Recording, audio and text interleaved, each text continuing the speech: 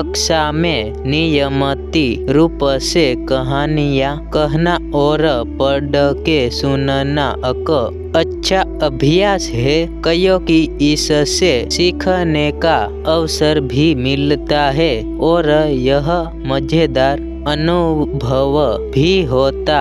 है। हम भाग्यशाली है कि भारत में लोककथा और परंपराओं के माध्यम से हमारे बहुत सारी कहानियाँ उपलब्ध है, जिनका उपयोग शिक्षक भाषा के शिक्षण को आगे बढ़ने के लिए कर सकते हैं। जब आप कक्षा में कहानियाँ सुनाते हैं तो यह साधारण होगी और इसमें अंग्रेजी और स्थानीय भाषाओं का मिश्रण भी होगा, खास तौर पर विद्यालय के शुरुआती वर्षों